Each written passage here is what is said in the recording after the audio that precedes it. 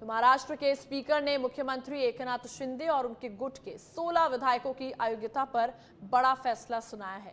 Speaker Rahul Narvekar ने कहा कि मुख्यमंत्री एकनाथ शिंदे के पास शिवसेना के 55 में से 47 विधायक हैं और उनके नेतृत्व वाला गुट ही असली शिवसेना है। अब चुनाव आयोग ने भी यही फैसला दिया था। देखते हैं 1200 पन्नों में लिखे बड़े फैसले में स्पीकर राहुल नार्वेकर ने क्या कुछ खास कहा है। महाराष्ट्र में शिंदे ही मुख्यमंत्री, स्पीकर राहुल नार्वेकर का बड़ा फैसला, विधायकों की सदस्यता पर दिया फैसला, एकनाथ समेत 16 एमएलए की सदस्यता बरकरार, शिंदे गुट ही असली शिवसेना। बुधवार का दिन महाराष्ट्र की सियासत के लिए बड़ा दिन रहा। महाराष्ट्र के मुख्यमंत्री एकनाथ शिंदे और उनके विधायकों की अयोग्यता के आने वाले फैसले ने सियासत भी गरमाई थी। हर किसी की निगाहें आने वाले फैसले पर टिकी रही। इससे पहले दूसरे गुट ने भी कई आरोप लगाए और कहा कि आने वाला फैसला न्याय संगत नहीं होगा क्योंकि ये सब पहले से दिल्ली में तय हो चुका है। इधर फैसले की प्रतीक्षा कर रहे सीएम शिंदे और विरोधी गुट की बढ़ती धड़कनों को स्पीकर राहुल नार्वेकर ने थाम दिया है। करीब 1200 पन्नों में लिखे फैसले को स्पीकर नार्वेकर ने पढ़ना शुरू किया। उन्होंने अपने फैसले में कहा कि मुख्यमंत्री एकनाथ शिंदे के पास शिवसेना के 55 में से 37 विधायक हैं और उनके नेतृत्व वाला गुट ही असली शिवसेना है। इस बारे में चुनाव आयोग ने भी यही फैसला दिया था। स्पीकर नार्वेकर ने कहा शिवसेना के पास 55 विधायक थे, इनमें से 37 विधायक एकनाथ शिंदे के हैं, इसलिए उनके नेतृत्व वाला गुट ही असली शिवसेना है। स्पीकर का 16 शिवसेना विधायकों को अयोग्य ठहराने से इनकार, उन्हें अयोग्य ठहराने का कोई वैध आधार नहीं है। एकनाथ शिंदे ही शिवसेना और पार्टी के असली नेता है। स्पीकर ने यह साफ किया कि सुनील प्रभु को जब चीफ व्हिप नियुक्त किया गया था तब पार्टी का विभाजन हो चुका था। चुनाव आयोग ने इसी गुट को असली शिवसेना माना, इसलिए चीफ व्हिप के रूप में भारत गोगावले की नियुक्ति सही है। सुनील प्रभु को विधायक दल की बैठक बुलाने का अधिकार नहीं था। स्पीकर ने कहा कि शिवसेना संविधान के अनुसार पक्ष प्रमुख अकेले किसी को भी पार्टी से नहीं निकाल सकते। शिंदे को विधायक दल के नेता पद से हटाने का फैसला उद्धव का था, पार्टी का नहीं। अगर किसी पदाधिकारी को हटाना है तो इसके लिए राष्ट्रीय कार्यकारिणी और प्रतिनिधि सभा का बहुमत जरूरी है, तो वही। शिवसेना का संविधान संशोधन ईसी के रिकॉर्ड में नहीं होने को लेकर भी कहा। उद्धव ठाकरे गुट की ओर से पार्टी के कॉन्स्टिट्यूशन पर तारीख नहीं थी, इसलिए वो कॉन्स्टिट्यूशन मान्य नहीं किया गया। शिवसेना का 1999 का संविधान हमने आधार माना है। 2018 का संशोधित संविधान चुनाव आयोग के रिकॉर्ड में नहीं है। हमने 1999 वाले संविधान को आधार माना है। इलेक्शन कमीशन के रिकॉर्ड में शिंदे गुट ही असली शिवसेना है। के पास है उसके बारे में ये तो सब जो होता है वो प्रूफ्स के आधार से होता है। जो डॉक्यूमेंट्स उनकी तरफ से दी गई थी, जो डॉक्यूमेंट्स हमारे तरफ से दी गई थी, उसका सबका एनालाइज किया गया है और डॉक्यूमेंट्स में भी किस किस डॉक्यूमेंट में डिस्क्रिपेंसी है उसे भी साफ तौर पे कहा गया है।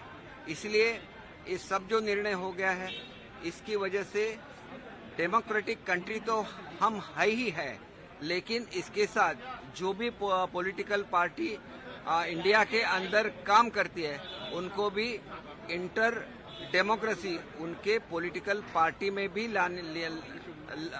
रखनी चाहिए। इसका क्लियर मैसेज इस निर्णय से हुआ है और जो भी पार्टी का डिसीजन होता है वो पार्टी के सब ऑफिस बेरर्स का या तो उस पार्टी का कलेक्टिव डिसीजन होना चाहिए, ये भी अधोरेखित किया गया है। इसलिए हम लोग ऐसा सोचते हैं कि हमारी एक जो डिमांड थी कि जो एमएलएज है जिन्होंने हमारे पार्टी का व्हिप ऑनर नहीं किया था उनके खिलाफ एक्शन ली जाए, वो भी उन्होंने रिजेक्ट किया है। इसके बारे में जो भी डिसीजन लेना है हमारे पक्ष के नेता एकनाथ जी शिंदे अपने वकील से बात करके वो ले लेंगे। लेकिन हमें एक आज खुशी की बात ये है कि हमारा जो बैटल था वो डेमोक्रेसी के लिए था। अगर डेमोक्रेसी में आप सबका सुनते हैं और कलेक्टिव डिसीजन लेते हैं तो वो डिसीजन भी आगे चल के